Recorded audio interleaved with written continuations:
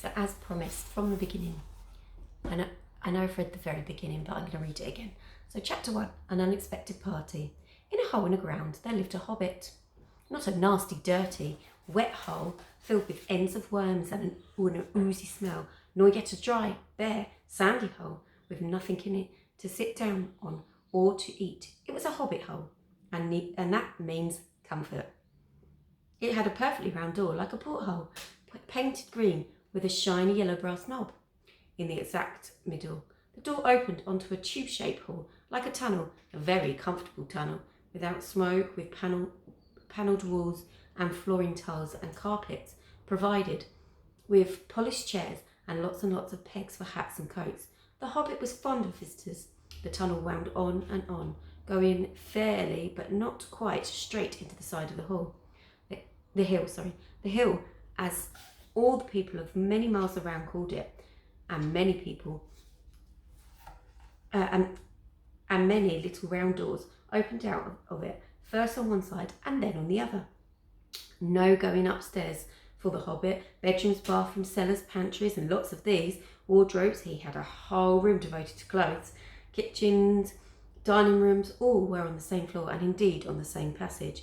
The best rooms were all on the left-hand side, going up, for these were the only ones to have windows, deep-set round windows looking over his garden and meadows beyond, sloping down the river. This hobbit was a very well-to-do hobbit. His name was Baggins. The Bagginses had lived in the neighbourhood of the hill for time out of mind, and people considered them very respectable. Not only because most of them were rich, but also because they never had any adventures or did anything unexpected. You can tell what a Baggins would say of any question without the bother to ask him.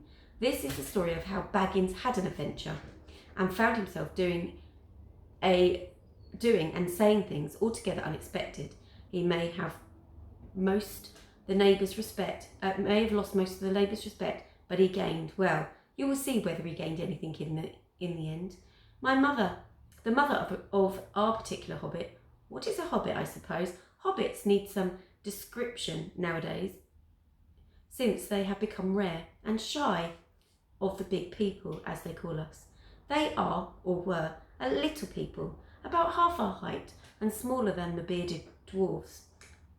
Hobbits have no beards. There is little or no magic about them, except the ordinary, everyday sort, which helps them to disappear quietly and quickly when large, stupid folk like you and me come blundering along, making a noise like elephants which they can hear a mile off. They are inclined to be fat in the stomach. They dress in bright colours, chiefly green and yellow, wear no shoes because their feet grow natural leathery soles, and thick, warm brown hair like the stuff on our heads, which is curly, have long, clever brown fingers, good-natured faces, and laugh deep, fruity laughs, especially after dinner that they have twice a day when they can get it. Now, you know enough to go on with. As I was saying, my mother, the mother of this hobbit, of Bilbo Baggins that is, was the famous Belladonna Took, one of the 3 remarkable sisters of the old Took, head of the hobbits who lived across the water, the small river that ran at the foot of the hill. It was often said in our families that long, long ago of the Took ancestors must have taken a fairy wife. That was, of course, absurd, but certainly there was still something not entirely hobbit-like about them, and once in a while members of the Took clan would go and have adventures. They discreetly disappeared, and the family hushed it up. But the fact remained that the Tooks were not as respectable as the Bagginses, though they were undoubtedly richer. Not that Belladonna Took ever had an adventure after she became Mrs. Bungo Baggins. Bungo, that was Bilbo's father, built the most luxurious hobbit hole for her, and partly with her money, that was to be found either under the hill or over the hill or across the water, and there they remained to the end of their days. Still, it was possible that Bilbo, her only son, although he looked and behaved exactly like a second edition of his solid and comfortable father, got something a bit queer in his makeup from the Took side, something that only waited for a chance to come out. The chance never arrived until Bilbo Baggins was grown up, being about 50 years old or so, and living in a beautiful hobbit hole built by his father, which I have just described to you, until he had in fact apparently settled down immovably. By some curious chance, one morning long ago, in the quiet of the world, when there was less noise and more green, and the hobbits were still numerous and prosperous, and Bilbo Baggins was standing at his door after breakfast smoking an enormous long wooden pipe that reached nearly down to his woolly toes, neatly brushed of course, Gandalf came by. Gandalf, if you had heard only a quarter of what I have heard about him, and I have only heard very little of all there is to hear, you would be prepared for any sort of remarkable tale. Tales and adventures sprouting up all over the place wherever he went. In the most extraordinary fashion, he had not been down that way under the hill for ages and ages, not since his friend and the old Took died, in fact, and the hobbits had almost forgotten what he looked like. He had been away over the hill and across the water on business of his own since they were all small hobbit boys and hobbit girls. All the unsuspecting Bilbo saw that morning was an old man with a staff. He had a tall pointed hat, a long grey cloak, a silver scarf over which had his long white beard hung down below his waist, and immense black boots. "Good morning," said Bilbo, and he meant it. The sun was shining, the grass was very green, but Gandalf looked at him from under long bushy eyebrows that stuck out further than the brim of his shady hat. "What do you mean?" he said. "Do you wish me a good morning, or mean that it is a good morning whether I want it or not, or that you feel good this morning, or that it is a morning to be good on?" "All of them at once," said Bilbo, "and a very fine morning for a pipe of tobacco out of doors into the bargain. If you have a pipe about you, sit down and have a fill of mine. There's no hurry. We have all the day before then." Then Bilbo sat down on a seat by his door, crossed his legs and blew out a beautiful grey ring of smoke that sailed up into the air without breaking and floating away over the hill. "Very pretty," said Gandalf, "but I have no time to blow smoke rings. This morning I am looking for someone to share in an adventure that I am arranging, and it's very difficult to find anyone." "I should think so. In these parts we are plain quiet folk and have no use for adventures. Nasty, disturbing, uncomfortable things. Make you late for dinner, they do. I can't think what anyone sees in them," said Mr. Baggins, and stuck one thumb behind his braces and blew out another even bigger smoke ring. Then he took out his morning letters and began to read, pretended to take no notice of the old man. He had decided that he was not quite his sort and wanted him to go away, but the old man did not move.